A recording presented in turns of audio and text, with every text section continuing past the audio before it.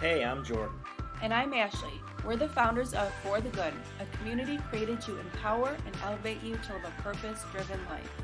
Our mission is to bring light into our world, and to do so, we have learned that it must start within. We are so glad to have you here with us.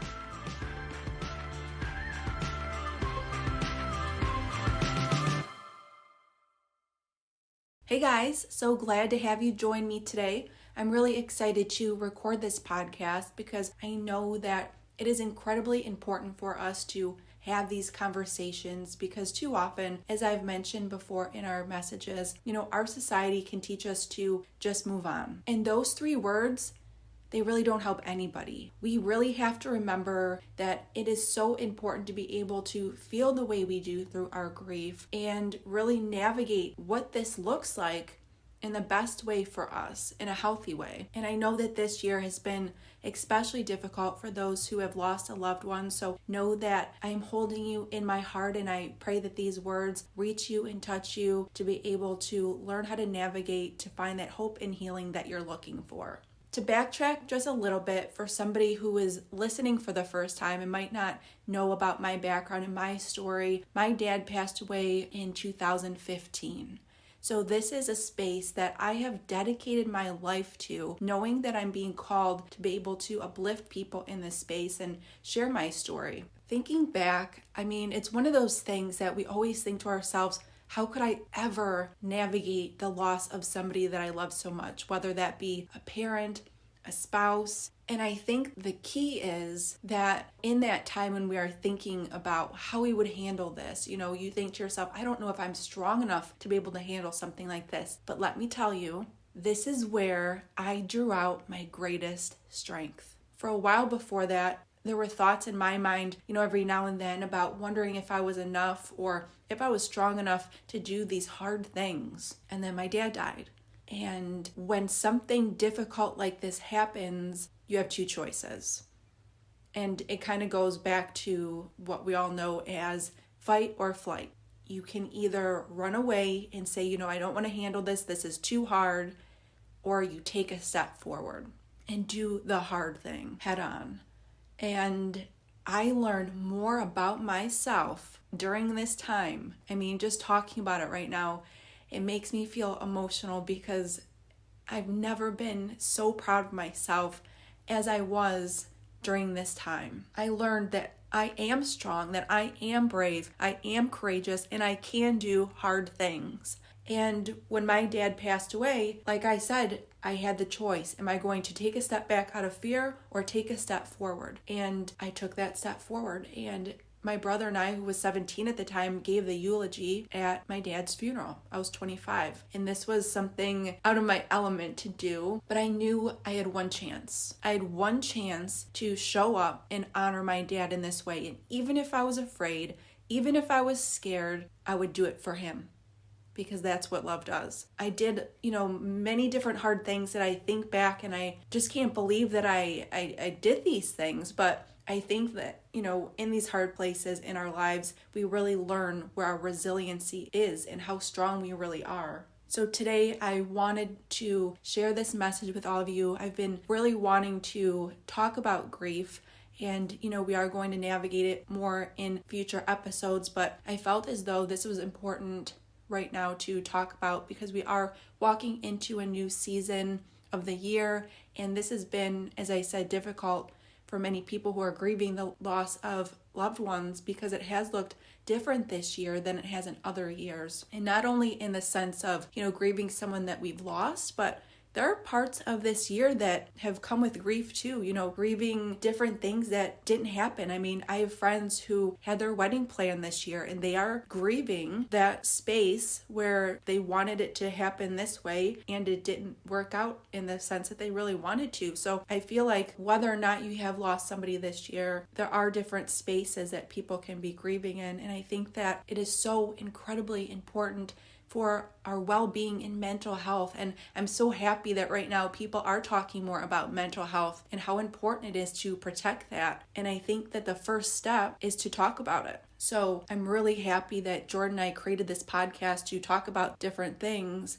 because these topics of conversation are really important to be able to, our mission is to create this space for people to listen and learn and feel uplifted, of course, but also along the way, know that they aren't alone. So we've talked with different people. Ken Daniels, who talked about his son who died from an overdose a couple years back. We've talked with Rick Gutterson, who entered this grief space after his mom died. I mean, we are really interested in having these difficult conversations so that way people know that they are not walking their journey alone. And grief is a space where a lot of people can feel like they are walking this alone. So I created this episode to talk about lessons that I've learned in my grief journey in hopes of it bringing that hope and healing to your life. So let's get started. We are going to start with lesson 1. Lesson 1 is it is okay to feel as you do. As I mentioned earlier in this episode, our society too often wants us to believe that it is better to stuff and tuck our feelings away than let how we feel out into the world. That it is viewed as a weakness. What I've learned through my grief journey is talking about it and feeling as I do is not a weakness. Crying over someone I love is not a weakness. Grieving the loss of my dad who died, that is not a weakness.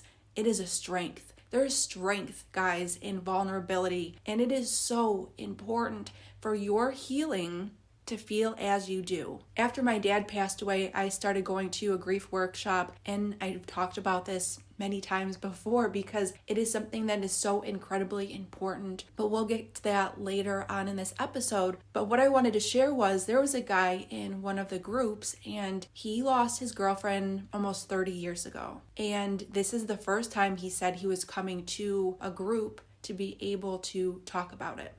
Since then, he got married, he had children, and he is just now walking in this space to be able to find that healing. He said that this is something he's held so deeply within himself and that he never fully healed from it. And this is something that he really wanted to do. So I think that this really goes back to you have to feel to heal. And I know there are going to be days when you wake up, you're like, today is a good day, I'm feeling good.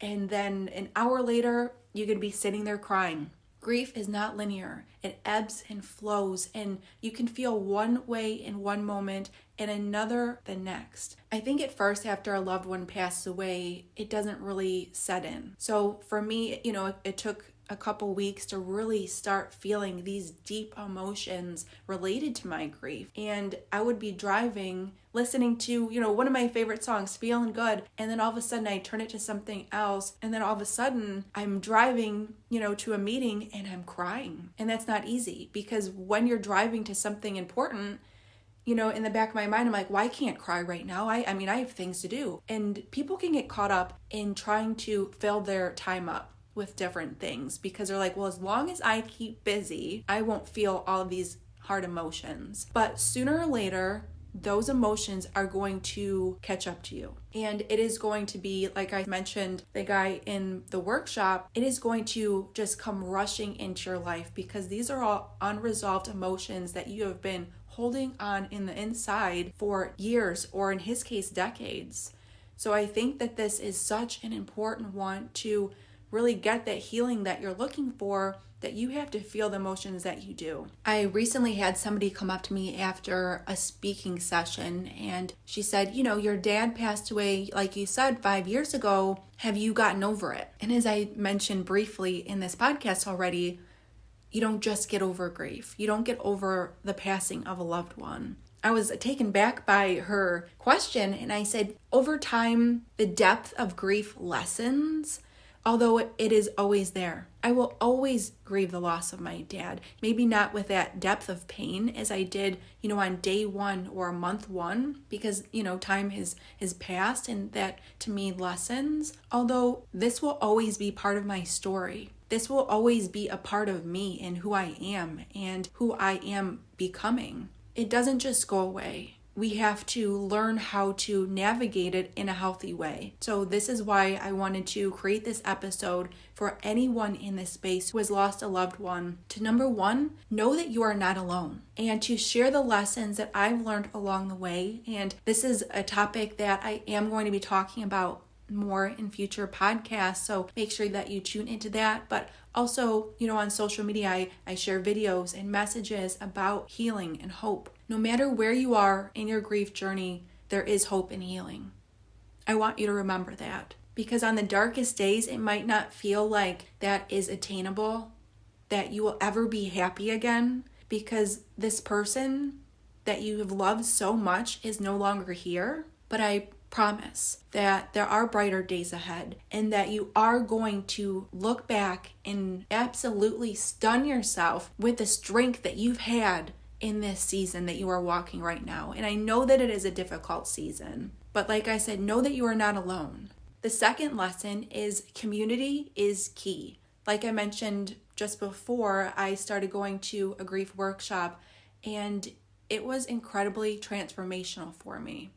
I went into this space to be able to really learn more about the grief journey, because this is something that I hadn't experienced in this way before. And it was so important for me to be able to connect with people who understood what I was going through, because really that was what I was seeking. I was looking for people who understood my grief, because as a 25-year-old, it isn't easy to talk with your friends about how you're feeling. So to be able to find this community to go to and talk about it really helped. And I know at first, you can think to yourself, well, I don't want to go into a room of people I don't know and talk about the most difficult thing I've ever experienced. But I encourage you to give it a chance. When I went for the first time, I remember I sat there and I cried, because it was something that was difficult to tackle head on and dedicate one night a week to talking about this hard thing. But after the first week, I looked forward to going back, because I had this chance to dedicate this time to my grief and talk about it and relate to other people who were experiencing it in a similar way as myself. And in time, you'll find yourself starting to laugh, because you're like, oh my gosh, this person is thinking the same exact things that I am, and I thought I was the only one. So there is such a strength in community and connecting with people who understand what you're going through.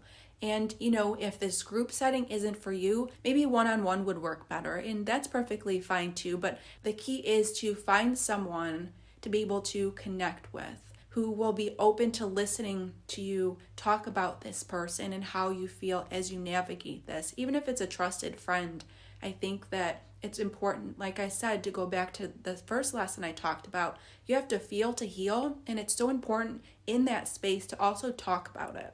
The third lesson is to take care of yourself.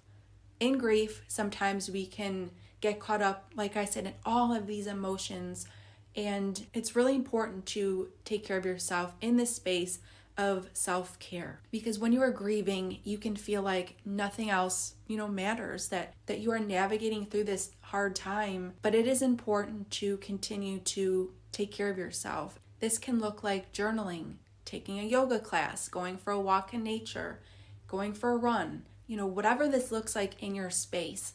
Right after my dad passed, I remember I would go for a run every day. I would lace up my tennis shoes and run, because that allowed me to get those emotions kind of out in a physical way.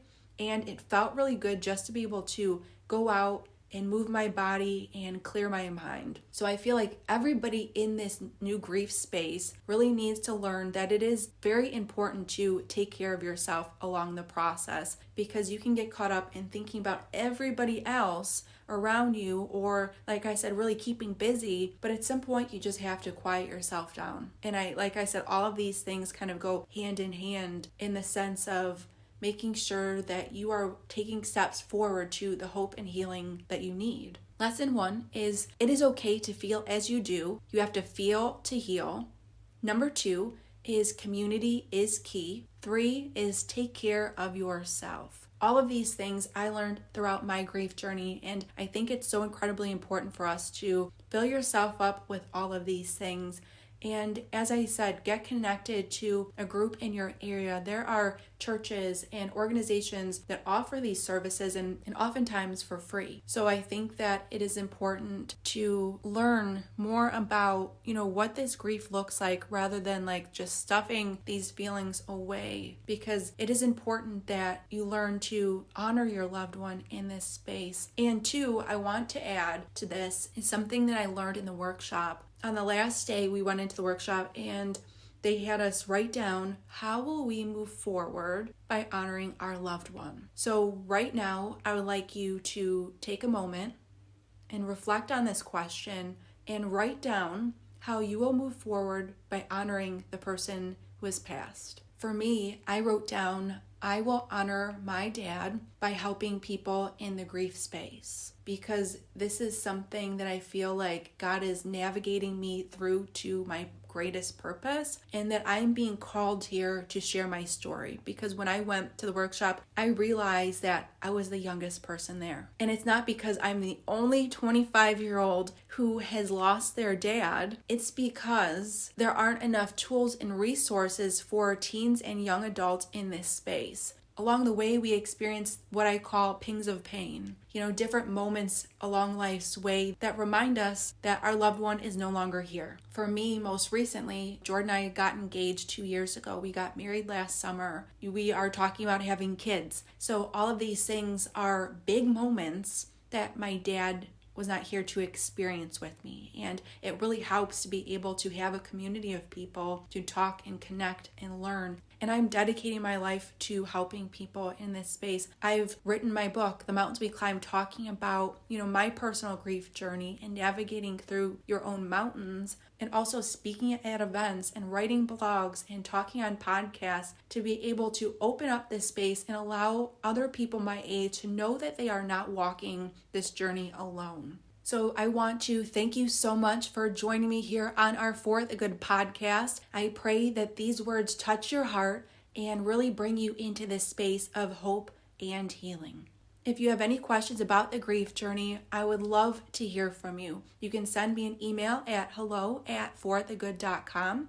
Connect with us on Instagram or Facebook. You can either search For the Good or Ashley Surma. Thank you guys so much again for joining me. Have a great day and make today count.